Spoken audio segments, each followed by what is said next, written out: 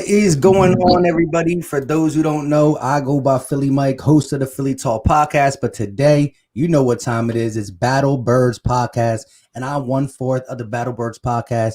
And we're going to be talking about this Eagles versus Steelers matchup, the Battle of Pennsylvania. It's here. Go ahead, introduce yourself for new guys in the chat. What's good, everybody? Steve, Gate City Sports. This is a pretty big game. We got a big game coming up this time, guys. So excited to talk. Yo, that man. Y'all know who it is, man. You know what it is. Your boy Fully Fresh, aka the General, here reporting for duty. What's going on, man? Yeah, big game. Hey, man, got some people that came up. You know what I mean? Quez Watkins. Hope we get to talk about him, man. We got some things to talk about. Go ahead, Mike. Take it away, man. Well, you know, I like to let Gate City take us where we go in the first topic. And then, like I said, depending on the chat, depending on the type of motivation we get from the chat, we continue. But go ahead, Gate, where you want to start with this team? Right, so, look, I woke up this morning. I was already feeling football Sunday.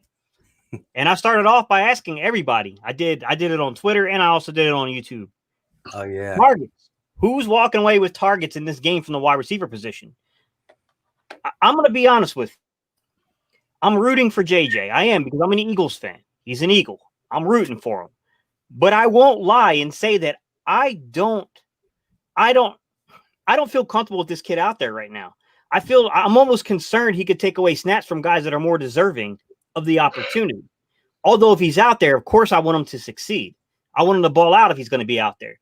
But deep down inside, I will admit, man, there's a part of me that's a little concerned that this dude could take away snaps from a guy like Fulgham, take snaps away from a guy like, you know what I mean, like Hightower, could take snaps away from a guy like Quez Watkins. And I don't know that he's earned it. I just, to be real, I don't know that he's earned that level of like trust that Doug keeps putting into this guy. Correct. So I'll let you guys go. What do y'all think? Go ahead, Mike. When it comes to targets right now at the receiver position, I like what John Hightower is putting on film. When I went back and watched the all 22, there were some routes I thought that maybe if Carson had more trust or he was farther higher up on the progressions, he would have been able to hit him because he's getting separation. However, that's all going to come with time. Carson Wentz is going to start putting more trust in him. I love that he went to him on 4th down.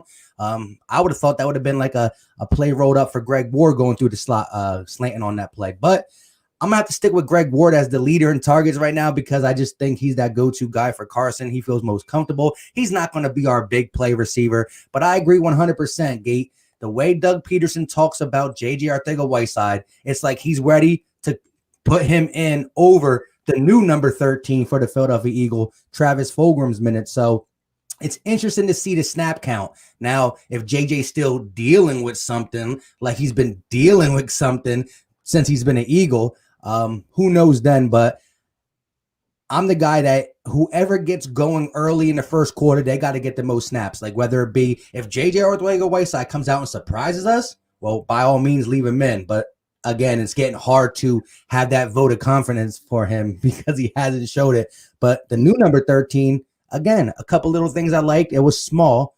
Can't just call him our best receiver off that, but I think we could build on it. Go ahead, Fresh.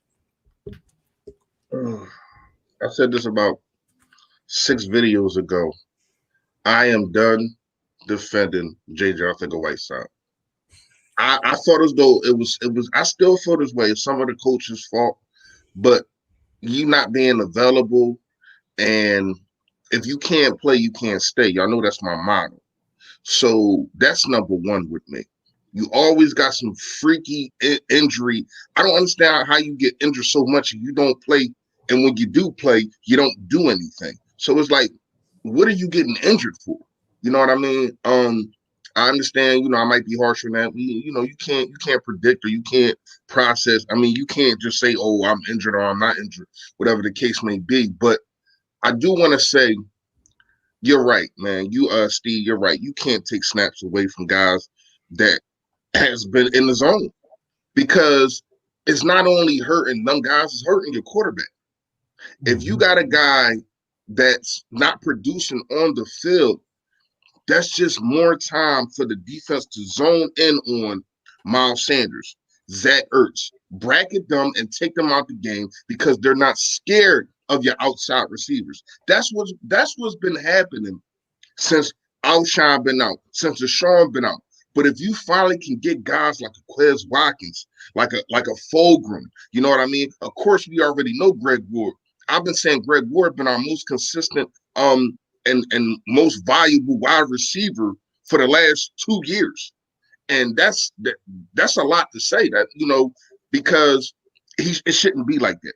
When these guys are getting paid, how they getting paid. But I want to get back to JJ Arcega-Whiteside. I think it's the upper guys telling them, listen, I drafted this guy second round. He needs to play such and such. I just think Doug is a puppet sometimes. When it comes to certain players and certain things, a la Jason Peters, a la draft picks, they want their draft picks to be put on the field so they can say, I told y'all, now look at him. But JJ Arcega-Whiteside ain't that guy, man. He ain't that guy right now until I'm proven wrong. You know what I mean? So when you look at it, yeah, JJ Arcega-Whiteside needs to take a back seat. He needs to Rosa Parks this one. You know what I mean? He got to take a back seat because when you think about it and when you look at what's going on, once again, Carson Wentz is having a connection with these younger guys. You know what I mean? I think we should talk about that a little bit later, but he's having a connection with these younger guys, and you don't want to mess that up. So, yeah, JJ got to take a back seat, man.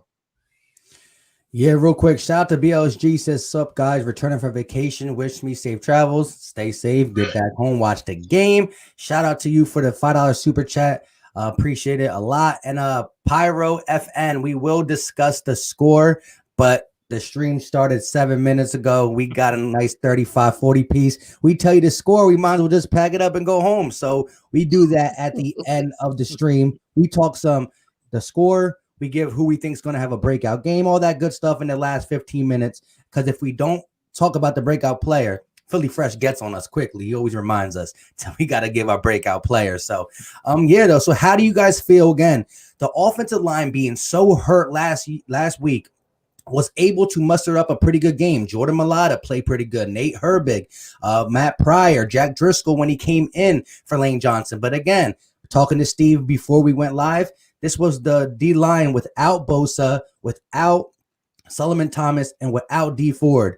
The Steelers, who are second in total sacks to the Eagles, which they only played 3 games to our 4 games. So when you look at sacks per game, they're in first and we're in second. They got 5 sacks per game. We got 4.2. They get at the quarterback. I believe this is the toughest D-line we're going to play this year.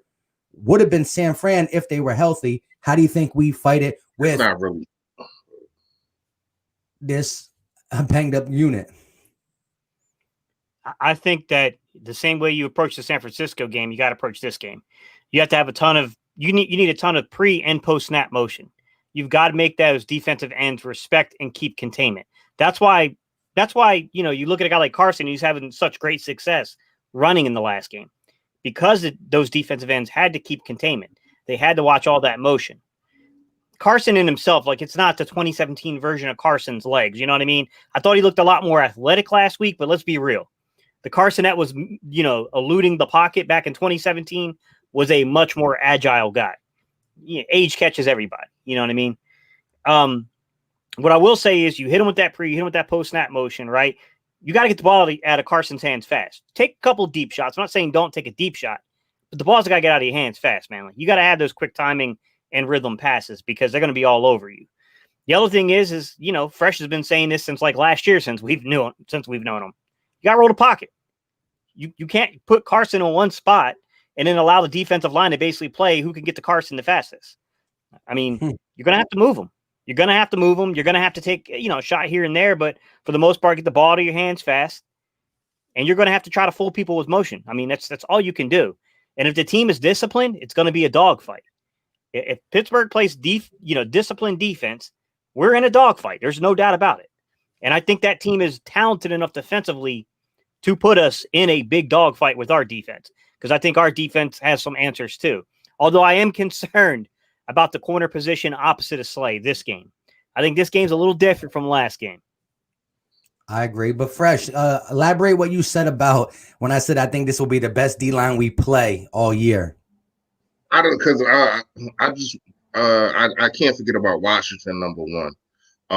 As much as that team is a disaster, bet you Dwayne Haskins and I thought that was when they brought in an offensive coordinator and brought in Allen from the Panthers. And when they brought them in, I always thought Haskins he had a short leash, but that's neither here nor there. I can't forget about Washington D I'll give line. you that. What makes them vicious is just a front seven. Like I will say they got the best front seven in the game. It's looking like, you know what I mean? Relentless. They're disciplined, but you can catch them lacking because they're over aggressive.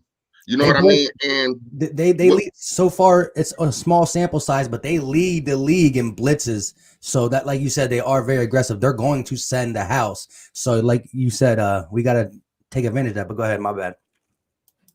So, yeah, they're very aggressive. You know what I mean? But you can use that aggressiveness to hurt them. I think with that running touchdown that Carson Wentz made, right? When you look at it, what do? We took advantage of aggressiveness. And you can do the same thing with Pittsburgh. I think Steve is right. You call the kind of the same plays, you mix things up, mix direction, screen plays, but they gotta be misdirection screen plays. I like the screen, and I'm not sure what this play is called because I never ran it in school. I ain't gonna lie to you. When he fakes one way, then he fakes another way, then he has a guy in the middle, and it usually is Dallas Goedert, and the screener is right there, and he's gone. You know what I mean? I love that play. It gets the ball out of Carson Wentz's hands fast, even though he's faking it to two people, and he just be gone, man. Like, I think we need more and more stuff like that. Doug, when you look at it, Doug got creative last week. You know what I mean? Shout out to you, Gates.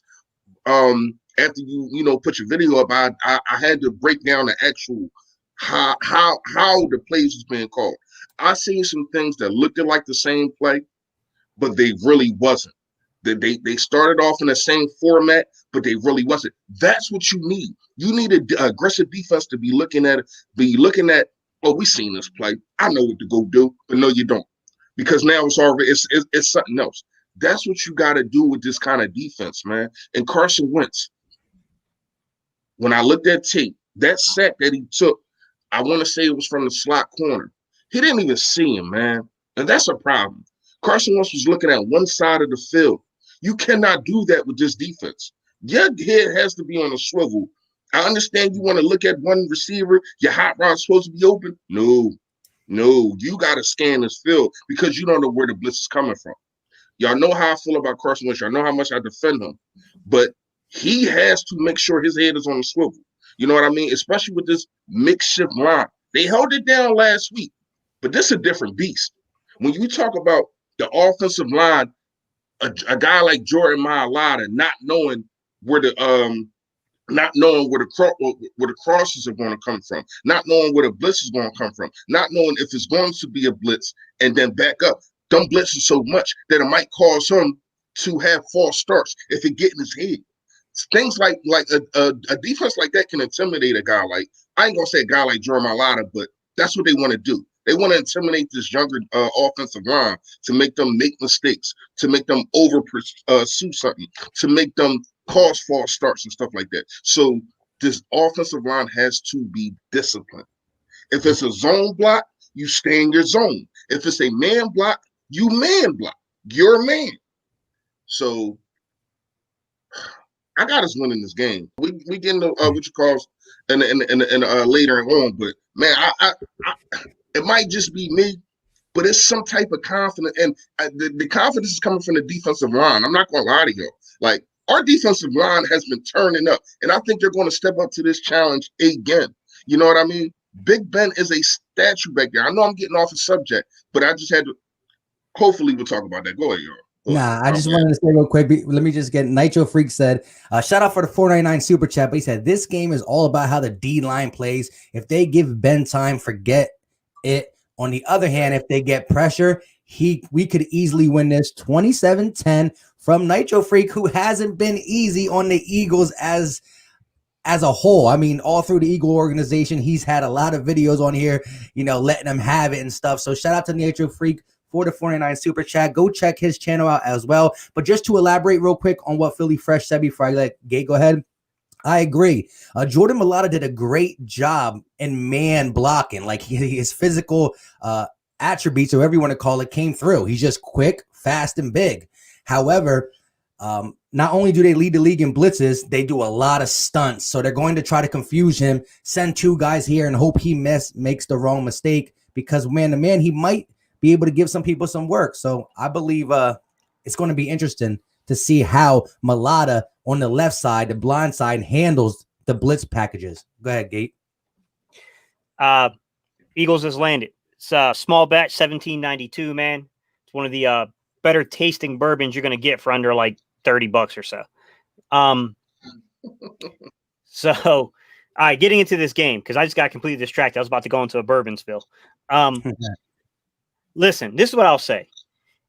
We got to be really careful with the half-field reads. And this was what Fresh was getting into. When you look at a half-field read, here's the problem: is they got a guy. What's that dude's name? Hilton or whatever. Their nickel corner. Dude can blitz. Dude plays physical. I think it's Hilton or something like that. Their nickel corner. I thought they used Steven Nelson for that. I thought Milton got moved out to the outside. Yeah, maybe they do. I don't know. I don't know their team like that, Mike, to be honest. But I know that they use their nickel corner a lot on blitzes.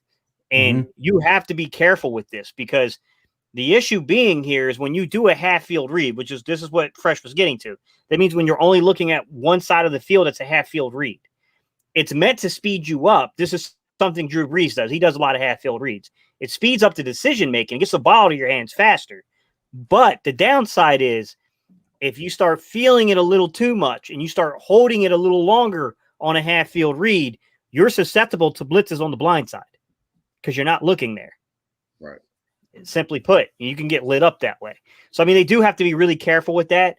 I'll admit it's something that, like, anytime you have like a young quarterback, anytime you put them in a half field read, you always have to, we used to put literally, we would work with our guys on 3 seconds. The ball was out of your hands no matter what.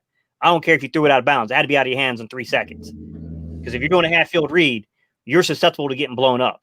So that's something that you have to be mindful of. There has to be an internal clock there for Carson Wentz today. Mike, you've been alluding to this all live. We are going to face more pressure than we've probably faced since the Washington game. They're going to come for us in this game. I promise you. They're going to mix up blitzes, and they're going to come with their linebackers and their secondary too. So Carson's got to be able to read it, see where the blitz is coming, and you got to get it out of your hands. And we got to have the right plays called, Doug, to beat these blitzes, because there'll be opportunities when they blitz us. If your line holds, or you get a defender coming right behind that blitz, or a defender, if you get a receiver, my bad, coming right behind that blitz, we don't want a defender behind it. But you know what I'm saying? Like, you're going to have those open avenues. You're going to have those windows to throw into. That's what we need, guys. Be more careful. What's good, man? I'm sorry, Mike, I had your thing up here for like 10 minutes. My bad, man. Yo, Gate, going to be twisted early. I need a shot.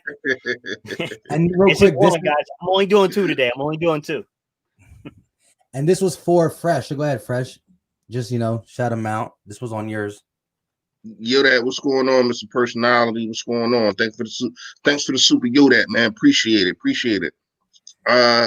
fast, I want to ask y'all guys this, man. A lot of people have been saying that, and I think Gate City, you kind of alluded to it, talking about CB2. You're worried about it. So is Trevor Williams back? Like, is he back? He's on IR, so he's on IR, right? So you have Mills and basically nobody else. I mean, they brought up Braylon Arnold, but we don't know who they waived him. No, Braylon Arnold is I thought he was on the active roster. They waived Braylon. They just brought him up. They brought him up. No, they brought up my boy. They just brought him up yesterday. Riley. They brought my boy Elijah Riley, the dude that played at Army. Oh yeah, Elijah Riley. Yeah, they brought him up too. Yeah. Didn't they activate Craig James? Didn't they activate Craig James? Yeah, they activated him. They activated him too. Yeah. I mean, the names that we saying is like, So to me, man, it's Mills' job to lose. You know what I mean? You still start Kayvon Wallace. Of course, you got big play Slade back there, and Ronnie McLeod. What I want to ask y'all is though, does Jim need to call a different defense that he did last week? Are you going to go after Ben just with your front four, or are you going to blitz him? Because according to PPF, he's been like one of the top quarterbacks against the blitz. Yeah, no, I don't blitz Ben.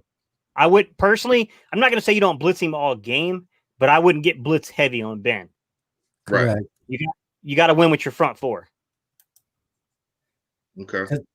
Like you said, he might be a statue, but he's still not scared to stand back there and try to avoid one or two. And then again, once you blitz, if you don't hit home, there got to be a spot on the field that you're vulnerable. You're always vulnerable. That's why if a blitz happens and they do that and they pick it up, you know, the vulnerability level is somewhere in your secondary. So that's the problem. People want to send blitzes. If you better have some great man-to-man coverage out there and or hit home or pay the price. But I think our front four is vicious enough to get it done. The double teams coming to Fletcher Cox is really opening stuff for Hargrave, Malik, DB, and BG. So, and your guy, Josh Sweat, Philly Fresh, he's been on him since middle of the off season. So they did do a couple of interesting formations, guys. I caught it on film.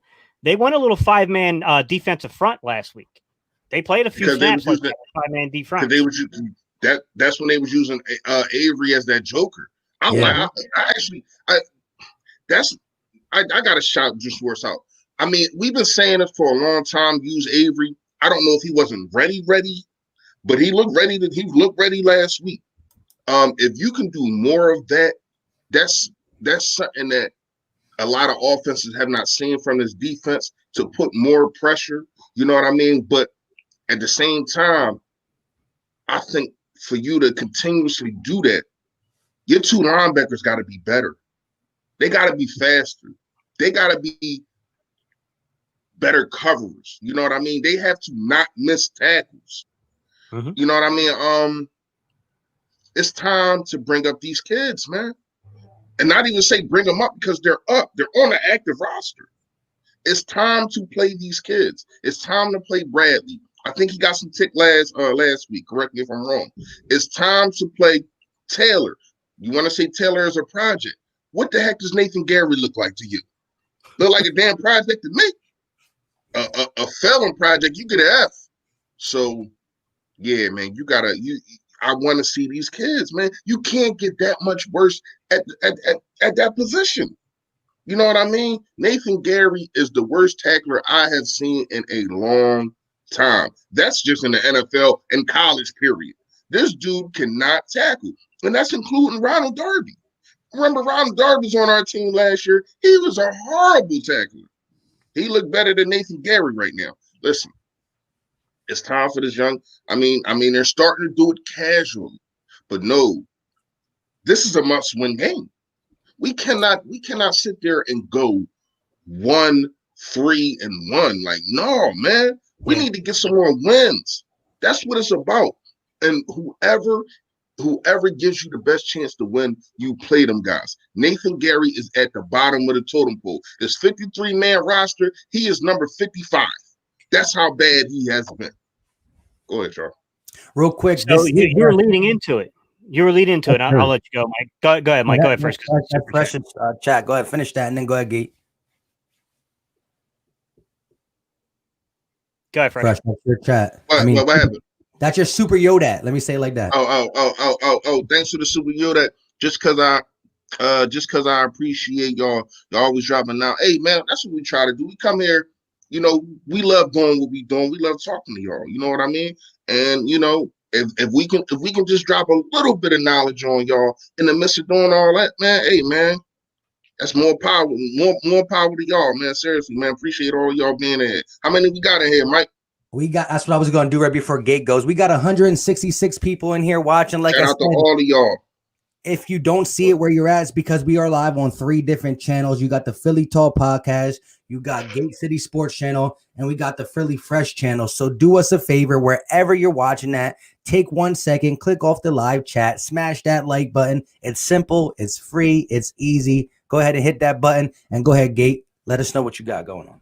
All right. So, I mean, Fresh was dancing all around this. So I'm just going to bring it up. Is this a game where we see extended playing time for guys like Sean Bradley or a Davion Taylor? Because we're 5 games into the season.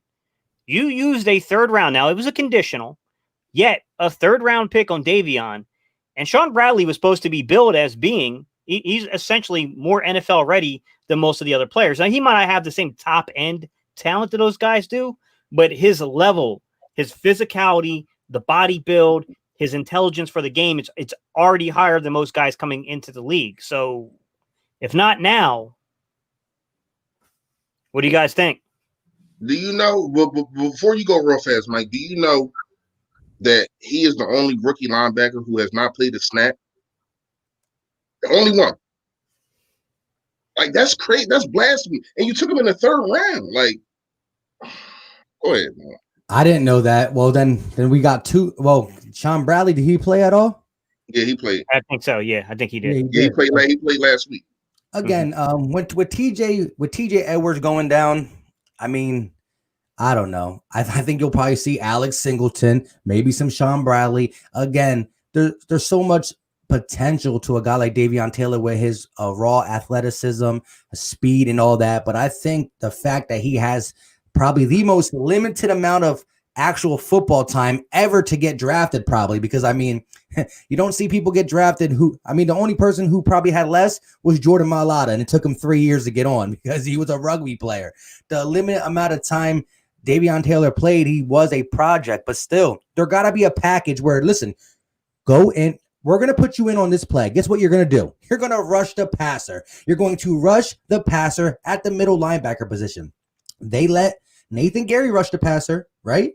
So when you have a package where your middle linebacker, your outside linebacker, whatever position he's playing at that point, you put him in for 4 snaps to rush the passer. He's quick. He's strong. He does not have to read coverages. He don't got to drop back in the zone. He don't have to know nothing. If the offense audibles, who cares? You're still blitzing. Blitz him. Let him get some feel for the game. There's no reason why he just could get 0 snaps in 4 weeks. Again, we talk about his speed. You want a fast middle linebacker to get at the quarterback. So I don't understand why they don't have a small package for Davion Taylor.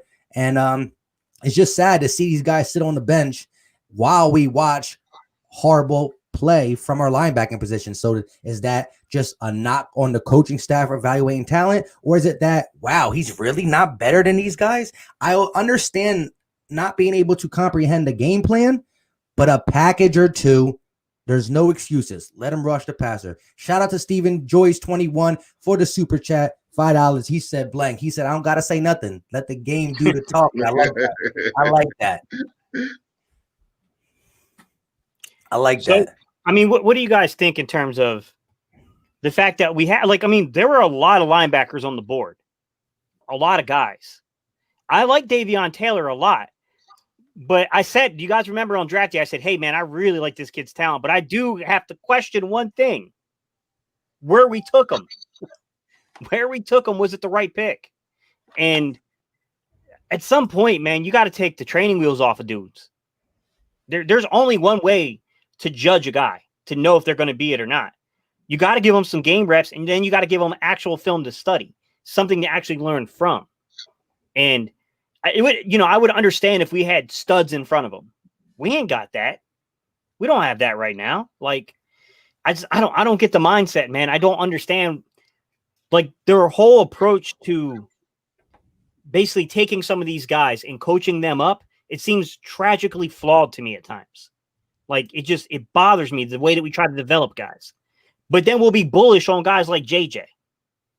Like, I'm about to say the same thing. Yeah. Mm-hmm. But that's the difference between Jim having control of what he does and Doug Peterson having no control over what he does. We already know Jim drafts the players that he wants. He picks up the free agents on defense. That you can just see it. You can see it. I guarantee Doug Peterson wanted a guy like Hopkins. Like, are you serious? Like, what offensive coordinator, head coach doesn't want that? But when Jim Schwartz wanted Hargreaves, what did they do? They go get him. When Jim Schwartz wanted big play Slay, what did they do? They go get him. That's why I was saying coming into this season, Jim was on a hot seat more than me than Doug, because when you look at all the talent that Jim has, he has more talent than Doug has. Now, we understand the young guys, the young receivers and all that, but nobody proven for real that we got in the off. Just think about it. In the offseason on offense, who did we get through free agency that was proven? Not a near none of that. Nothing, nobody. You know what I mean? But when you look at the defense, you got Hargrave, you got big play Slay. You know what I mean? You keep Mills because you like him so much and you move him to safety. You know what I mean? You get the things that you want if you're Jim Schwartz. I don't think Doug gets that same, he gets that same look like, all right, well, you want this guy, we're going to go out and get this guy. You know what I mean? What? No, NRC and Will Parks too. Like you were saying, just a boatload of people for his defense, but nobody for the offense. Exactly. Like, and then when you look at it, like, now you're just hindering Carson, because now we got older guys that have been injured. We got guys that have injury history. You look at Alshon, you know what I mean? You're paying him all this money. You look at Deshaun Jackson, you're paying him a certain amount of money. He only had really one game for us in 2 years, the Washington football game. Other than that, what have you done for me lately? You know what I mean? So you look at all that. I understand the new talent. I get it. You know what I mean? I think Rhaegar's a dog. I don't want nobody to think I'm taking anything from Rhaegar. I think he's a dog. But once again, he's not on the field. You know what I mean? So to hinder Carson like this, to handcuff him like this is a shame. Because if Carson Wentz has the same wide receiver talent that Jim Schwartz has on defense, come on, man. We probably talking about a whole different quarterback right now. You know what I mean? I'm not gonna say MVP or anything like that, but I guarantee we not sitting here saying Carson is at the bottom at the bottom half in quarterback's concerned. You know what I mean? So, man, when you look at it, man, just offense is being hindered, and it's starting from the front office, and it's starting to piss me off. Hopefully, Quez Watkins, hopefully, Rhaegar, Hightower, these dudes, maybe they are a spark for something coming up and something that Carson Wentz can grow with. You know what I mean? But you still always need that proven guy. Alshon isn't that anymore. Deshaun Jackson isn't that anymore. Why didn't you go get a Hopkins for that price? Now, I wouldn't have gave up Miles Sanders neither. If that was what they was asking for, I'm all for that. You know what I mean? I think Miles Sanders is a stud and somebody that Carson really, really likes. So I wouldn't have gave up. But I would have gave up a second round and probably a first round for a Hopkins. Come on, are you serious right now? I just think they ain't jumped high enough. But if it was a defensive player, they probably would have. Go ahead, Joe. Yeah, I agree. Whoever's blessing man Sally's asking for revenge, she's on one of y'all channels. I'm not sure, to be honest. But I got it. I think he just jumped over. I got you.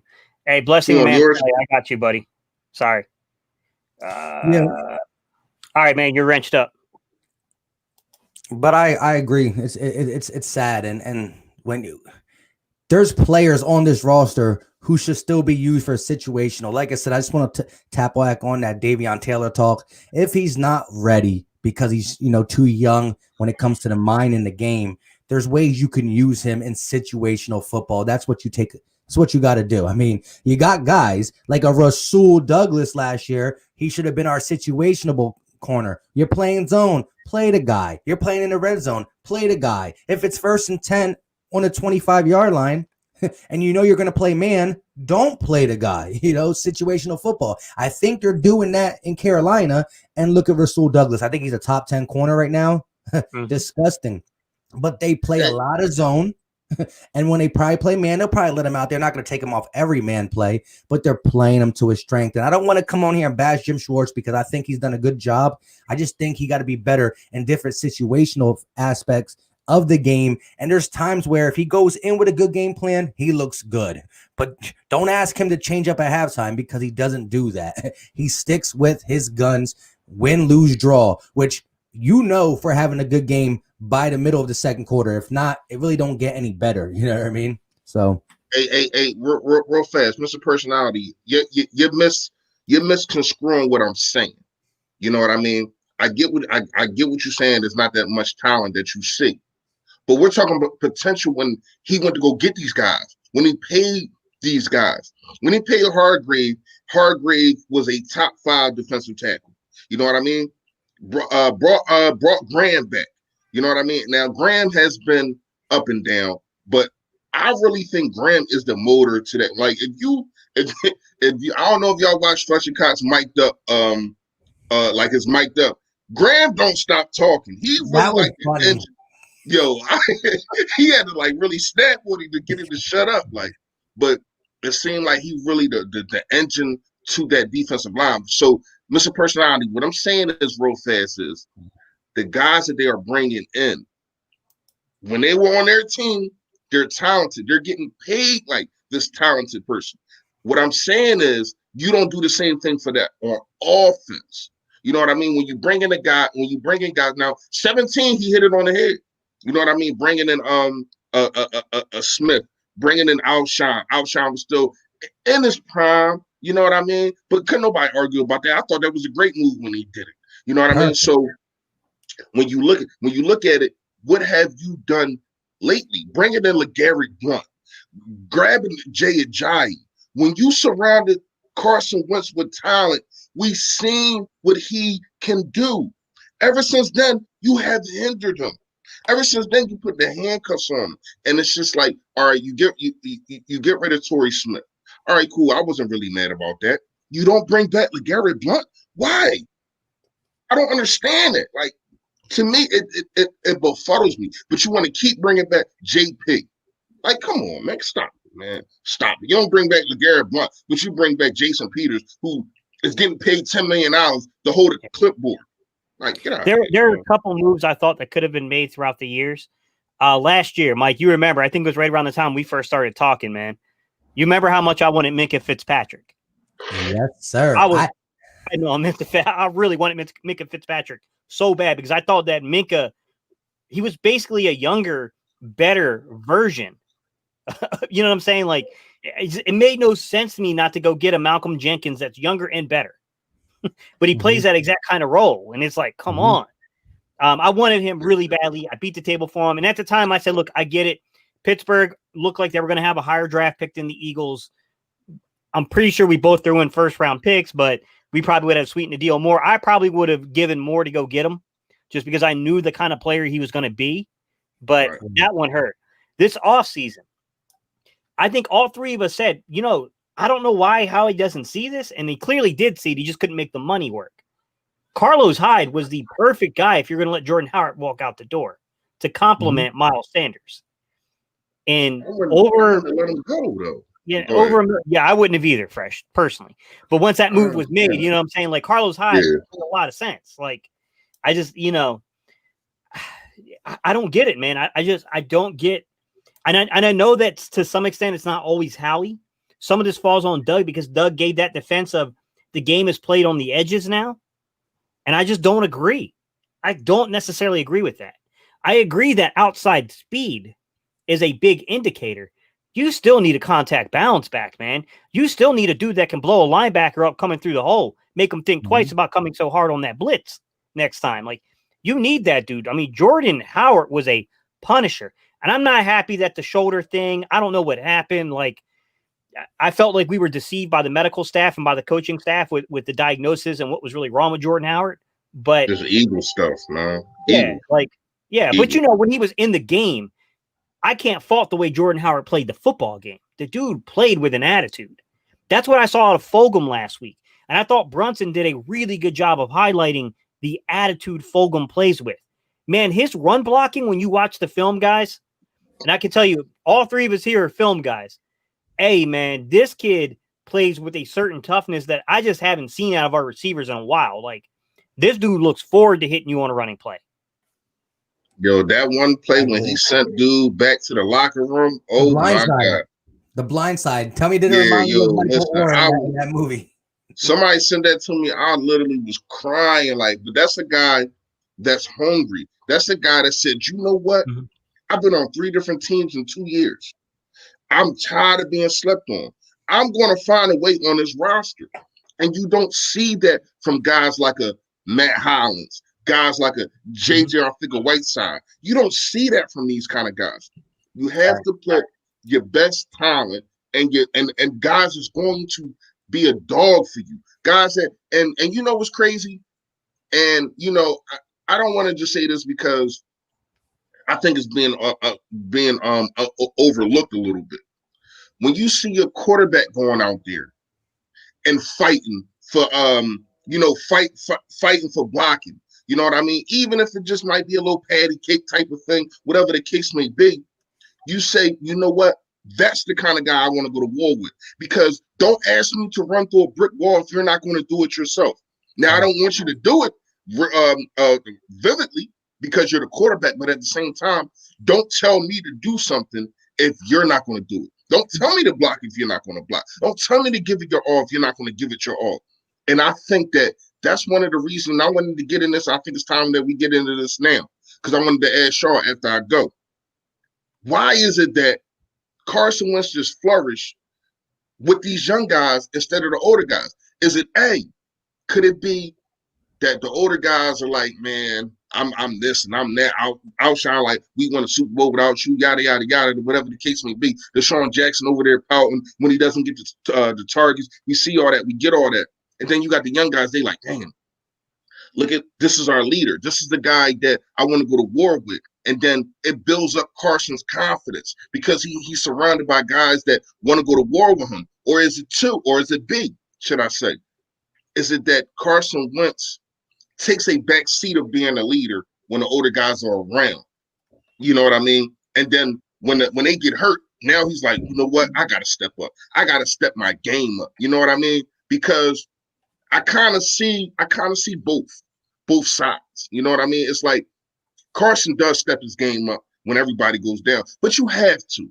You know what I mean? When you got your lesser players in the game and you're a quarterback, you're a captain, and you're the leader of the team, you have to step up your game. So I want to know from y'all, like, what side are you on? You know what I mean? Is it that the older guys that they just act like they don't want to play for Carson and the younger guys do? Or is it Carson just like, you know what?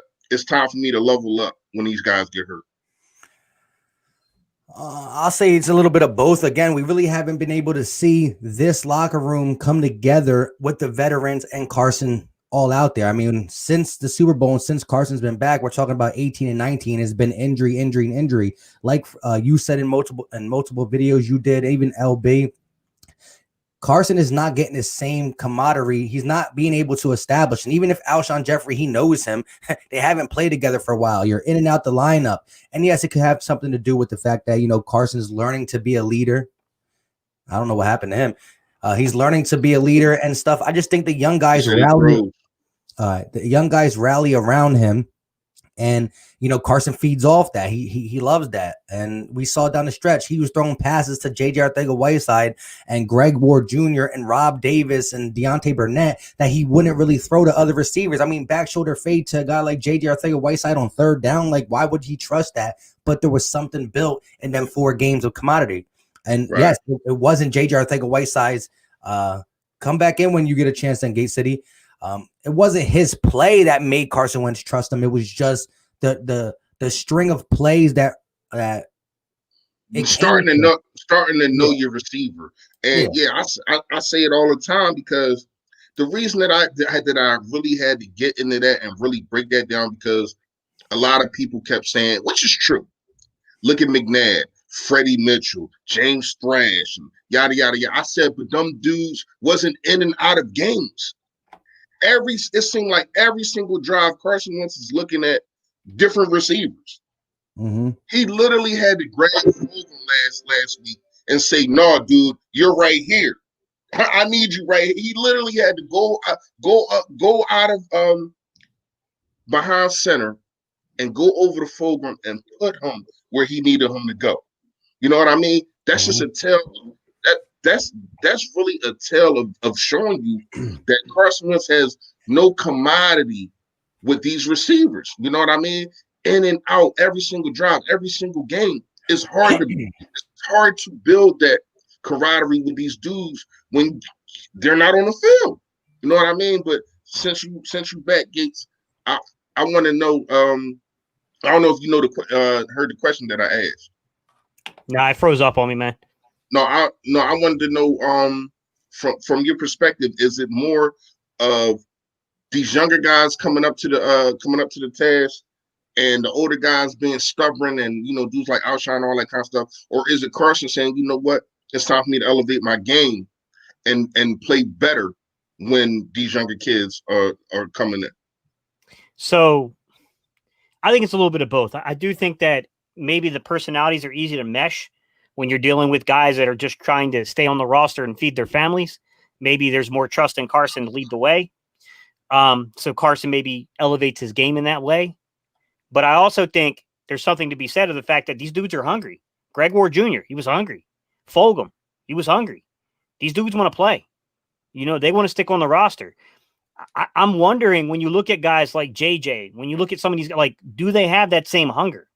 Are they being pushed enough and threatened enough with playing time and roster position to get out there and really get after? Do they even care? Like, it's like, do you like we remember what Matt Holland said last year? He'd rather play special teams. Yeah. After that, he should have been cut. Correct. Bye-bye, But see, Mac Hollins is another guy we can kind of count him as a younger guy too. So I don't really think it's younger or older. I just think it's dog or not. I mean, Mac Hollins. Bro, he that was his fourth year. He was go. All right, that was his fourth year when he said that. He didn't play you don't much. Say that in your fourth year. Like, first of all, you don't say that in any year, to be honest. Even as a rookie, if you make the team for special teams, that's something. But you want to play the position you played in college. That's what you want to do. I'm just saying, Mac Hollins didn't play much, and it's these younger guys. Because Travis Fulgham played. He was on the Detroit Lions. Like, he's been in the league for 3 or 4 years. It's just the opportunity hasn't presented itself on other teams, and they're like, listen, I guarantee you, Travis Fulgham was like, wow, that 42-yard touchdown I called from Carson Wentz, that did so much for his confidence. It's probably his best play in the NFL and in the last couple years. And now the coaches see that. He feels that. He wants to build off that, and he's going to get an opportunity to build off that. Remember, Victor Cruz was on the Giants bench. He was like their 5th or 6th string receiver. He got caught up from the practice squad and was like super deep on the depth chart. However, the Eagles knocked out 2 or 3 receivers in that game. Victor Cruz had his coming out party with like a buck something against the Eagles. The salsa dance was created, and Victor Cruz went on to win some Pro Bowls. But before that, he needed an opportunity. He got that opportunity, and he showed it. You don't see that all the time. You can't just look deep on your bench and say, you're going to be the next Victor Cruz, but it does happen. We would have not have known of him if we didn't knock out 2 or 3 receivers in that game. And so it's all about the dogs. And to what you alluded to, I think Carson brings the best out of the young guys, where the guys who are older already can show their best. So he's not as vocal. He's like, Alshon, do what you do. Deshaun, do what you do. But the chemistry is there on the field, but not behind the scenes. I think he legitimately takes over the locker room when it's all these young guys, because these young guys got nothing better to do than to look up to him and say, feed me, let's go, let's you inspire me. Philly Fan D, I'm sorry, he was asking a question, but I don't recognize the player he's saying. Do you mean Jason Kroom, the kid that got called up from the practice squad to the active roster, the tight end? If that's who you're referring to, Philly Fan D, Jason Kroom is he's an in-betweener, just like Hakeem Butler, just like 90% of the tight ends that the Eagles like to play in this system. He's an in-betweener. He's a former wide receiver converted to tight end. Decent hands. I mean, he's what we always look to have, that third tight end that's kind of that flex wide receiver tight end position, basically. Well, answer this quick for Eric R. Steve, and then let's get into some of this stuff. It's 12:23. We're trying to end at 12:30 because I got some stuff I got to take care of before the game. But go ahead and answer that. Ooh, Eric. Damn, dude. Is Travis better than JJ as far as speed and route running? I know his hands are better. I just want a better gauge. Here's the thing. From what I've seen as a pro, we're looking at very limited, sample sizes from Travis Fulgham. But what I saw out of Fulgham last week was better than I've seen out of JJAW all last year and so far this year. I will say that if I was scouting them in college, I would have come away with a better perception of JJ, because I do think that what JJ did in college has not lived up to the pros. He's not a contested catch guy. He just hasn't been that. He's got the big body. He's got the big frame. It just seems like he doesn't know how to use it at this level. He's not going to separate with speed. He's just not going to. But you can still do like what Alshon does, which is you just know how to put your body in the right position to basically box out and make receptions on those third downs, those red zone targets, those type of things. And that's what JJ has just really struggled to do. I think at this point, I'm not saying you completely give up on JJ, guys. It's not what I'm saying. I'm saying with JJ, you got to make this kid earn it. Fulgham has outproduced you. He should be getting reps ahead of you, right? Hightower is definitely a way better out runner than you are. He just doesn't have the physical frame to really be a prototypical is the word here, guys, ex-receiver. With that said, you got to work it in, man. You got to work in. If I was Quez Watkins probably will pass on the day too. Exactly. if I was coaching this team, if I was a wide receiver coach, or if I was Doug, or if I was whoever, is making the decisions between personnel selected for certain plays and then, setting that rotation, I'm making JJ earn back respect. You go out there and you catch a 10-yard slant and you start dragging guys 10 yards down the field with that big frame you got, maybe you get a few more reps, but he's got to prove it to me, man. I like the kid. It's nothing personal, but he's got to prove it. As big as he is, he should be a better blocker. Like he's not even like a top receiver blocker. Like as big as you are. Mm-hmm. He don't got that Travis Fulgham dog blocking in him 100%. Yeah. But look, we at the 26 mark, 12:26. We got 34 minutes into the game. We're going to end this in about 5 to 10 minutes, preferably 5. So Philly Fresh always wants to implement who is the breakout players, both offense and defense, in the Battle of Pennsylvania today. And I'm going to let Philly Fresh start it off since this is his segment. Who is your breakout offense and defensive players, my guy? Offense. I wanted to be Miles Sanders, but no, I can't pick him. I don't know what's going on with Doug, and we haven't talked about that enough, but that's another time. Yeah. The run game is MIA. Yeah, I don't understand what's going on in the fourth quarter with that. I'm gonna say Greg Ward again, man. Greg Ward has been the most consistent wide receiver for the last 2 years. All he does, he doesn't get you yak, he doesn't get you explosive plays, but he catches the darn football. And that's what you need. On defense, I got Kayvon Wallace getting a pick. And that's gonna be my standout star. Go ahead, y'all. Go ahead, Gate. Ooh, this is tough, man. Offensively, JJ Arthur, and I'm kidding. Offensively, it's cheating because it's such an obvious answer. So I'll give a 1A and a 1B. Miles Sanders. Miles Sanders is probably going to be the focal point of the offense. If he's not, then someone needs to check Doug. To be real. If I had to give a 1B offensively, I'm not going to go Wentz because Wentz, this shouldn't even be a conversation. And the fact that it is disturbing. But like 1B to me would be, what can this young receiving core do? I want to see, can a guy like Hightower step up and start becoming a guy that gets targeted? I'm not even talking about reception. If I see Hightower comes out of this game from the wide receiver group and he has the most targets of the receivers, that tells me something. You know what I'm saying? It tells me something about him. That's what I'm looking to, man. I think that, you know what I'm saying? Like, I think he could be a guy, man. When you just look at the raw ability he has as a route runner, this dude knows how to run routes, guys. Like, man, I'm really high on this kid right now. All right. And your defense? My defense. Oh, Jesus. Darius Slade be the obvious answer, so I won't do that one. I'm going to continue on what Reese was saying, which is one of the things that made last week such a spectacular game was the development from Avery we saw. getting Avery to get out there and rush the passer and to have a guy outside of just Sweat, a fourth defensive end that can apply pressure, big deal. I'm going to say Jannard Avery. I'm going to say Jannard Avery sneaks in with another snack. Yeah. He sneaks in with another snack, bro. He's taking that snack back. A snack It sack. looked like, all that weight he put on looked like he was snacking. Yeah, exactly. All right, so my offensive guy is going to be a guy who's been lost in the sauce on this offense. You haven't really seen anything. Dallas Goedert was keeping him from catching a lot of balls. He's been going, and we have not seen a traditional Zach Ertz type game. Maybe. I think this is going to be a defensive battle, and everybody's going to have to grind out for yards. I think it's going to be a low-scoring game, but I believe we get a vintage, nothing great, a nice 7 for 79 and 2 touchdowns from Zach Ertz. I'll take one, but I think it's going to be a Zach Ertz game. On defense, I'm going to ride with Mills. Again, he's still getting no respect at the corner position.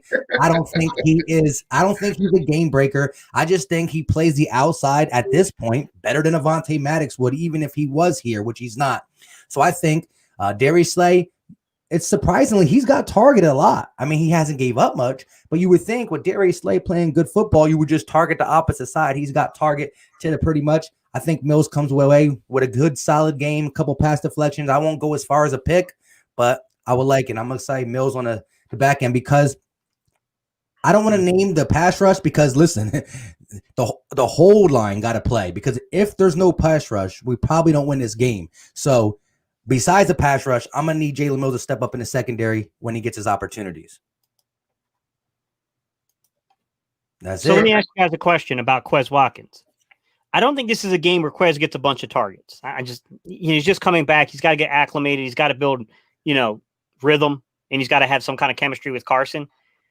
Can you see Quez being one of these guys that only gets 2 targets, but one of those targets, he ends up taking over 20 yards? Correct. And then what would happen is when we come on here in a post game, win, lose, or draw, and no more ties because I can't handle it. The fan base will be like, why didn't we play him more? Because I think he still needs to get acclimated, like you said. But I can see him taking an 8-yard catch and get some yak on that up the middle. Yeah, exactly. On a hot route, just absolutely outrunning the defense. Yep. Yeah, I mean, we didn't play him more because he was on IR. So exactly. Everybody should know that. Like, yeah, this is the first game that he's actually can play. You know what I mean? And they're playing him. So, yeah, I could see that. I could see that. Probably not. He probably won't hit his head on the goalpost, but I could see him turning a 10-yard slant route into a 40-yard gain. You know what I mean?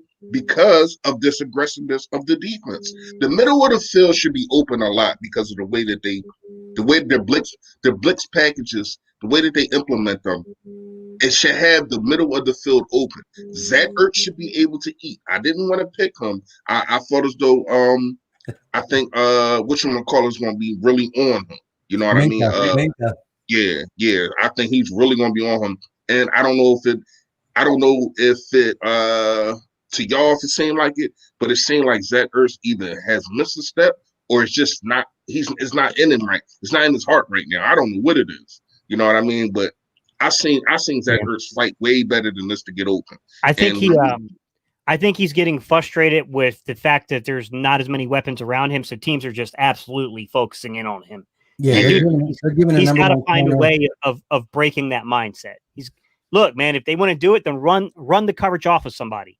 Be that dude that gets other people paid. Right.